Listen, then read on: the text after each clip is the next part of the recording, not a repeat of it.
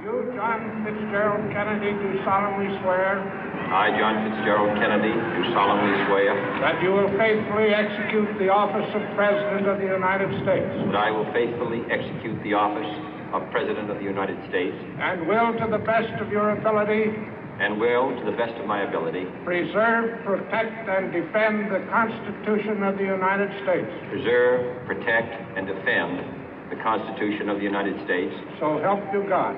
So help me God.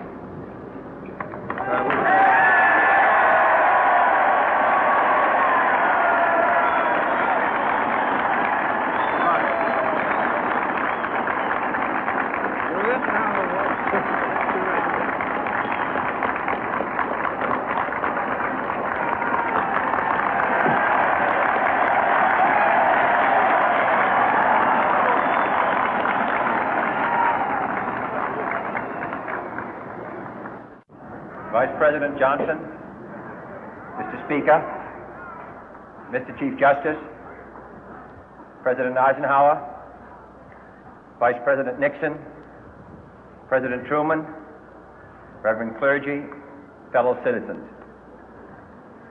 We observe today not a victory of party, but a celebration of freedom, symbolizing an end as well as a beginning, signifying renewal as well as change. For I have sworn before you and Almighty God the same solemn oath our forebears prescribed nearly a century and 3/4 ago. The world is very different now, for man holds in his mortal hands the power to abolish all forms of human poverty and all forms of human life. And yet the same revolutionary beliefs for which our forebears fought are still at issue around the globe. The belief that the rights of man come not from the generosity of the state, but from the hand of God. We dare not forget today that we are the heirs of that first revolution.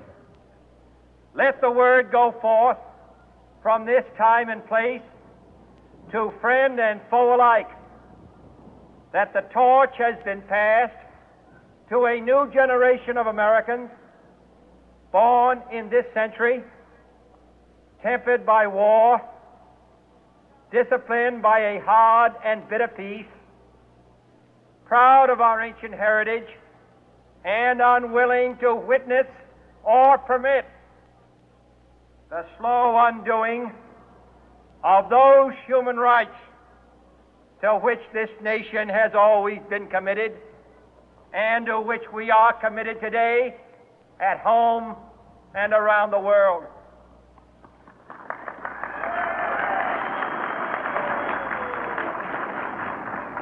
Let every nation know, whether it wishes us well or ill, that we shall pay any price, bear any burden, meet any hardship, support any friend, oppose any foe to assure the survival and the success of liberty.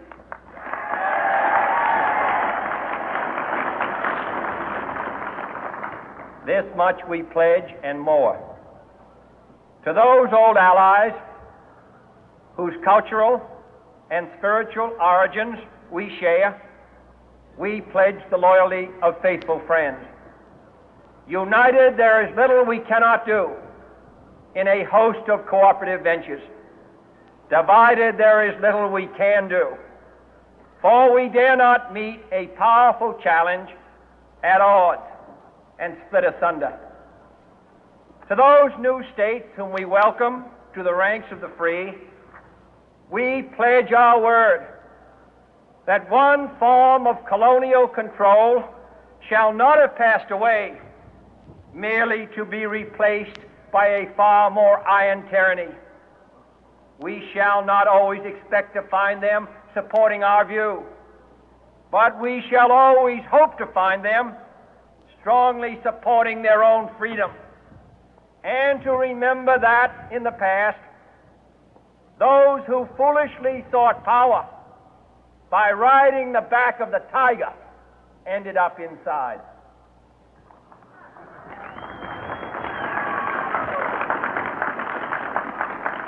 To those people in the huts and villages of half the globe struggling to break the bonds of mass misery, we pledge our best efforts to help them help themselves for whatever period is required, not because the communists may be doing it, not because we seek their votes, but because it is right.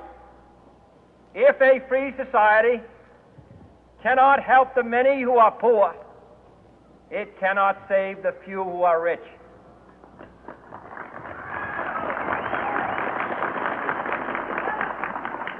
To our sister republics south of our border, we offer a special pledge to convert our good words into good deeds, in a new alliance for progress, to assist free men and free governments in casting off the chains of poverty.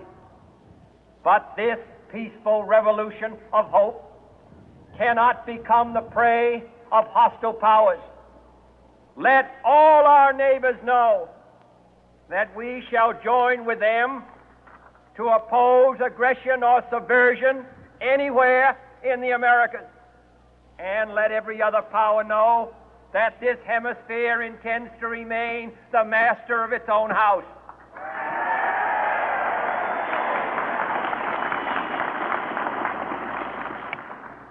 To that World Assembly of Sovereign States, the United Nations, our last best hope, in an age where the instruments of war have far outpaced the instruments of peace, we renew our pledge of support to prevent it from becoming merely a forum for invective, to strengthen its shield of the new and the weak, and to enlarge the area in which its writ may run.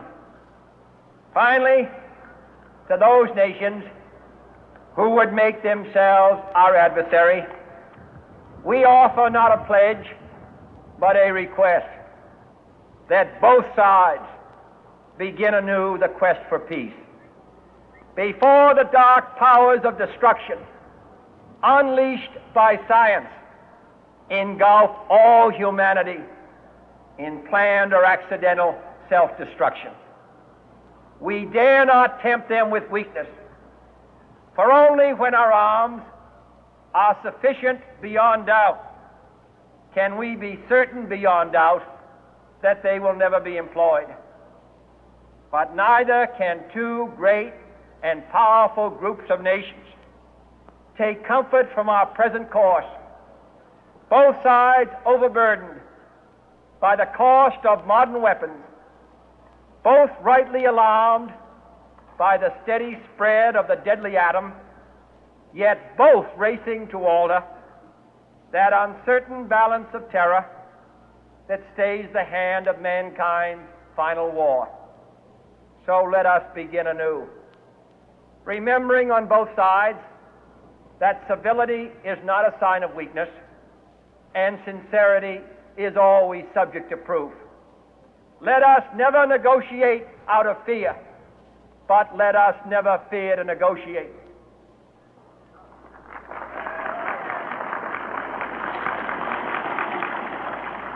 Let both sides explore what problems unite us, instead of belaboring those problems which divide us. Let both sides, for the first time, formulate serious and precise proposals for the inspection and control of arms, and bring the absolute power to destroy other nations under the absolute control of all nations.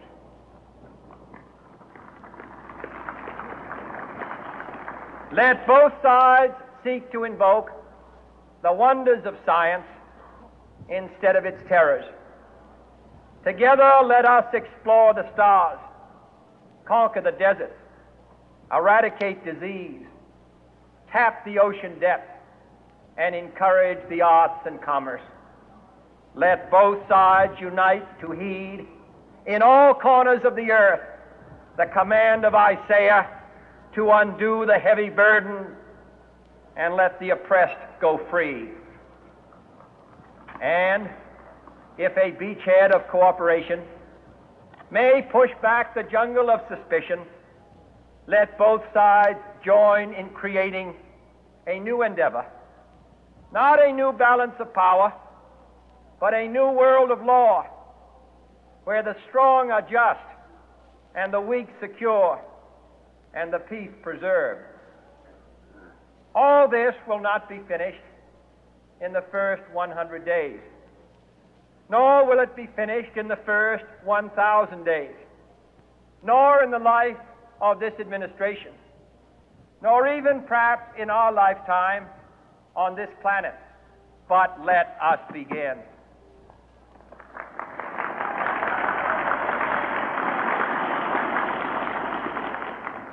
In your hands, my fellow citizens, more than mine, will rest the final success or failure of our course. Since this country was founded, each generation of Americans has been summoned to give testimony to its national loyalty. The graves of young Americans who answered the call to service surround the globe. Now the trumpet summons us again, not as a call to bear arms, though arms we need, not as a call to battle, though in battle we are, but a call to bear the burden of a long twilight struggle, year in and year out, rejoicing in hope, patient in tribulation, a struggle against the common enemies of man, tyranny, poverty, disease, and war itself. Can we forge against these enemies a grand and global alliance,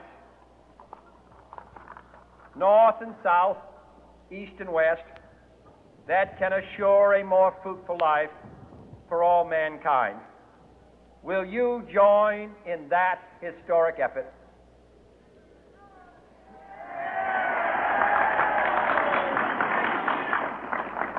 In the long history of the world, only a few generations have been granted the role of defending freedom in its hour of maximum danger. I do not shrink from this responsibility. I welcome it.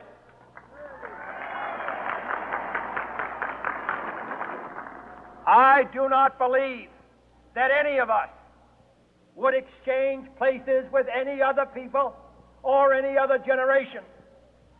The energy, the faith, the devotion which we bring to this endeavor will light our country and all who serve it. And the glow from that fire can truly light the world. And so, my fellow Americans, ask not what your country can do for you, ask what you can do for your country.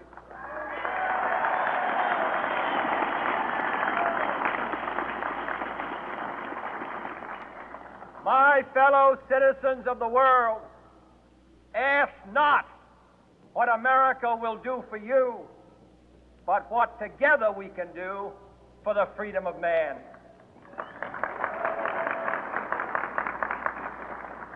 Finally, whether you are citizens of America or citizens of the world, ask of us here the same high standards of strength and sacrifice which we ask of you. With a good conscience, our only sure reward, with history the final judge of our deeds, let us go forth to lead the land we love, asking His blessing and His help, but knowing that here on earth, God's work must truly be our own.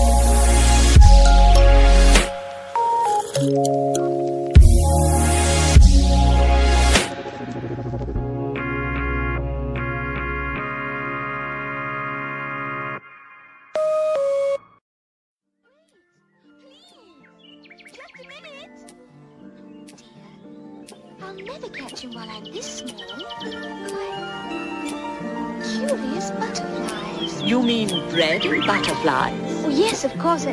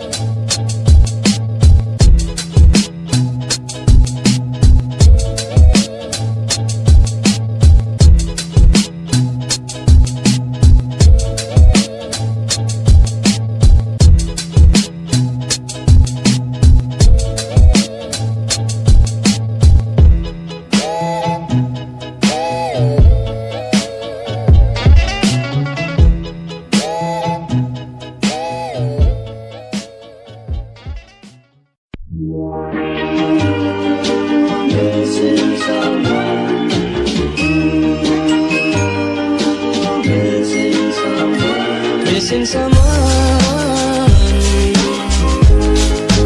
Love is all you're on. Missing someone. Love is hard. How much you miss it, and you deserve.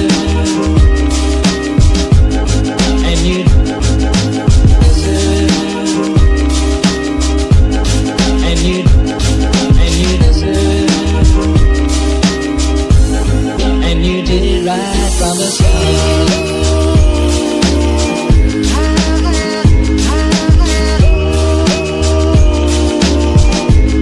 and you did right from the start.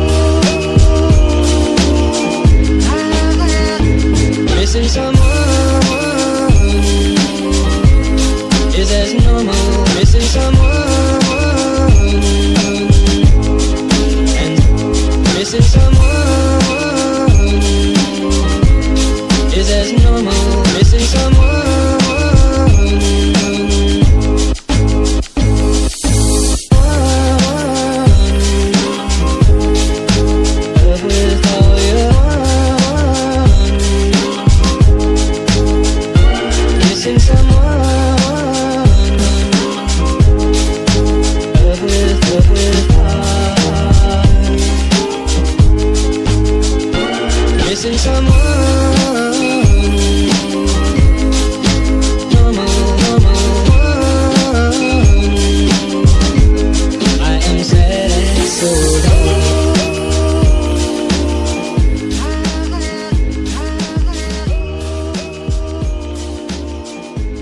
I am sad and so